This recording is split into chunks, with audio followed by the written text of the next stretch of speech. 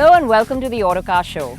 Now, performance SUVs seem to be really popular these days, and Mercedes seems to have jumped onto that bandwagon. They recently launched the GL63 AMG and more recently the ML63 AMG. Well, it's fresh, it's new, and we thought we'd pit it against its obvious competitor, the Porsche Cayenne Turbo. Now, that's been around a while, but can it still beat the ML63 AMG? Well, we'll find out. The Cayenne was really the one that broke the barrier between sports car and SUV in this segment, offering up a driving experience that was worthy of its sports car heritage. Now, when you compare them standing beside one another, the Cayenne is still dwarfed by the ML a bit. Even on the highest of its ride settings, it looks smaller. It's not the conventional looking SUV. It has more curves than corners, and a steeply raked profile makes it more crossover. The ML, on the other hand, comes across as a big, beefy and traditional SUV. Large bumpers, air dams that could swallow small animals, and lots of chrome give it an aggressive air. The chunky 5-spoke alloys add attitude. The interior of both cars are different too. The Merc offers up plush luxury with rich wood inlays, metallic accents, and leather with contrast stitching. And the gear levers mounted on the steering column, adding space on the central console, but taking away a bit from the AMG feel. And that's because AMGs normally get the conventional gear lever. The only thing that makes this car feel sporty is the flat-bottom steering. In fact, this is the starkest difference between both cars. Whilst the Merc feels like a luxury SUV, the Cayenne truly feels more sports car. The Porsche's interior, on the other hand, is like the cockpit of an aircraft, with knobs, buttons and controls cluttering the central console. Initially, it's all a bit confusing, but it takes a while and you get used to it. Still, I would have preferred a less cluttered look. The seating's not all that low, but with the high central console, the grab handles on the sides of the seat, and the way the dashboard leans towards the driver, it all hints at the sportiness under the hood. It's also all top quality in here, but it just lacks in that ultimate solidity that the Merc offers up.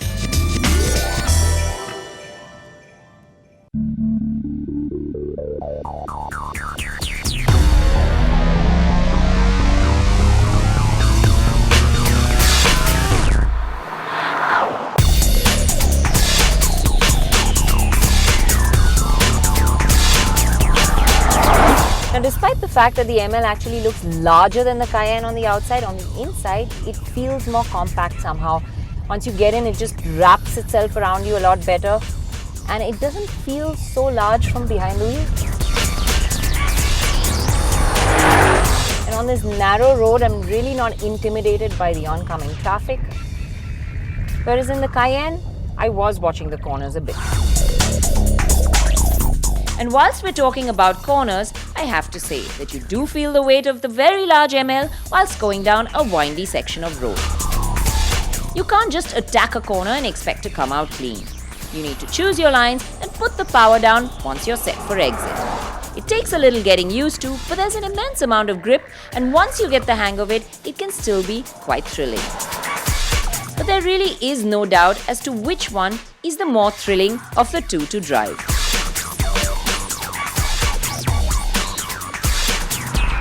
Get a twisty, windy section of road, and it's definitely the Cayenne that you'll have more fun with.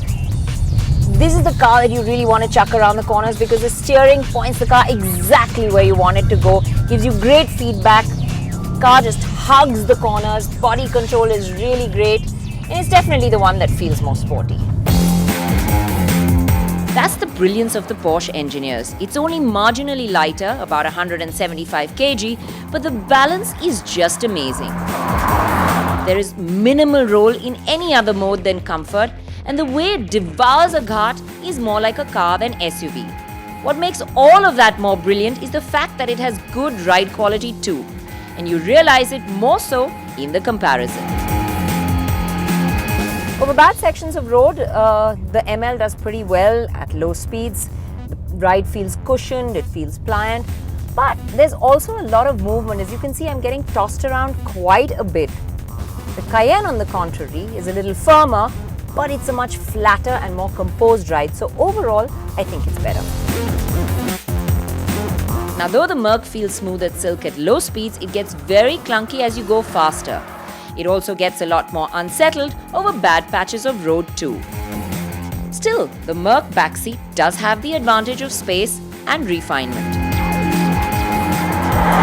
Now, the backseat of the ML has generous amounts of space, there's good amount of leg room, seat is nice and wide, floorboard pretty flat so even the third passenger can be comfortable.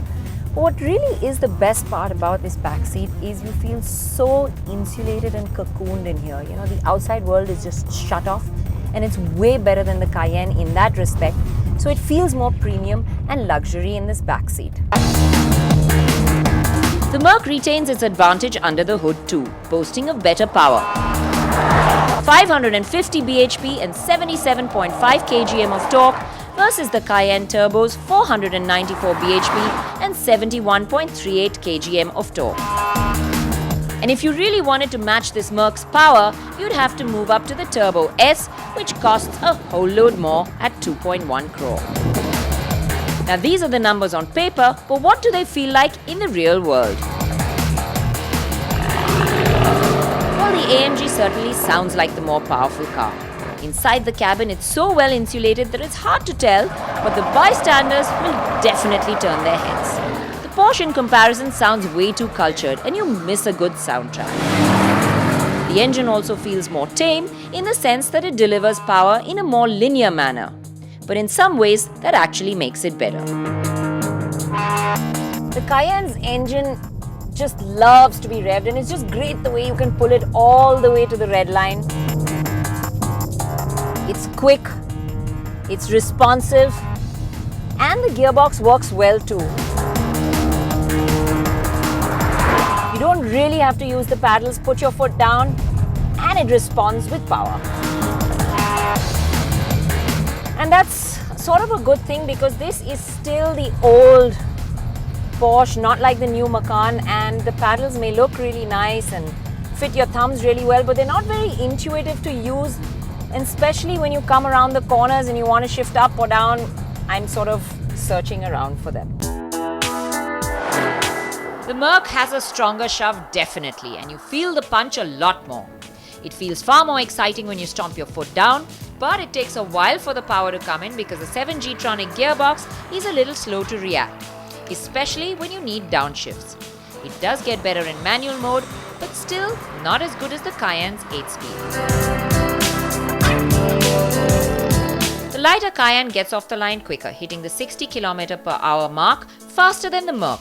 From then on in, however, the ML63's immense torque reels the Porsche in. The AMG is half a second quicker to 100 and a full 5 seconds quicker to 200. But despite the ML's power advantage, it is eventually the Cayenne that steals your heart from behind the wheel, with its ability to lay down its power evenly, allowing you to push harder and harder. Coupled with its dynamic capabilities, it's definitely a thrill. Now, what else is noteworthy is the fact that the Merc is a whole 15 lakh less, despite offering up a lot of equipment as standard. Well, two different cars, two different characteristics. The Porsche Cayenne was always engineered to be a performance SUV, whereas the ML was engineered more for luxury. Now, with AMG dumping a healthy dose of performance into it, it's become more fun. So if you're looking for excitement in a velvet glove, then the ML will offer that up to you. But if you're a purist and you really enjoy the driving, then there's no doubt that the Cayenne is the sportier SUV that gives you far more of a thrill from behind the wheel.